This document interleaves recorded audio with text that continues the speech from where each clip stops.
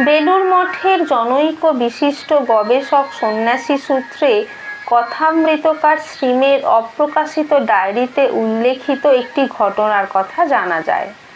23শে April 1890 অর্থাৎ শ্রী রামকৃষ্ণের তিরোধানের প্রায় বছর চারেক পর স্বামীজি একদিন গুরুভাইদের কাছে বলরাম বাবুর বাসভবনে বলেছিলেন, শ্রী রামকৃষ্ণ তাকে বহু বিষয়ে বহু কথা বললেও শ্রী শ্রী মা সম্পর্কে কোনো কিছু বলেননি। সঙ্গে সঙ্গে স্বামী যোগানন্দ তার দৃষ্টি আকর্ষণ করে বলেছিলেন, কেন, ঠাকুর যদি ঈশ্বর হন তাহলে শ্রী শ্রী মা নিশ্চয়ই ঈশ্বরী।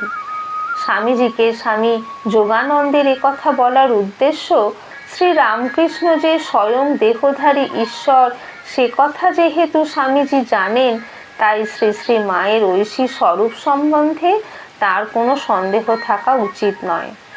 কিন্তু শ্রী রামকৃষ্ণ তাকে শ্রী মায়ের সম্পর্কে কিছু না বললেও স্বামীজির মনে শ্রী মায়ের মহিমা বিষয়ে কোনো সন্দেহ ছিল না। স্বামীজি কথা প্রসঙ্গে শুধু ঘটনার উল্লেখ করেছিলেন মাত্র। শ্রী রামকৃষ্ণ তাকে কিছু বলুন বা না বলুন, স্বামীজির হৃদয়ে শ্রী মা যে তার আগেই মহামহিমায় অধিষ্ঠাতা হয়েছেন তার প্রমাণ আছে। বলরাম বাবুর বাড়িতে স্বামীজির ওই কথা বলার মাস দুয়েক আগে 14ই ফেব্রুয়ারি 1890-এ বলরাম বাবুকে লেখা চিঠিতে আমরা দেখেছি শ্রী মায়ের প্রতি স্বামীজির শ্রদ্ধা ভক্তি কি অপরূপ ভাবেই না আত্মপ্রকাশ করেছিল। শ্রী রামকৃষ্ণ জানতেন সত্য উপলব্ধির ক্ষমতা নরেন্দ্রর সহজাত। তিনি কিছু না বললেও নহবতের মা আর মন্দিরের মা ভবতারিণী যে অভেদ, এই উপলব্ধি স্বামীজির আর্য প্রজ্ঞায় যথাসময়ে প্রতিভাত হবেই। শ্রী রামকৃষ্ণ চেয়েছিলেন নরেন্দ্র শ্রী শ্রী মাকে শ্রী রামকৃষ্ণের দর্পণে না দেখে তার স্বস্বরূপেই চিনুন।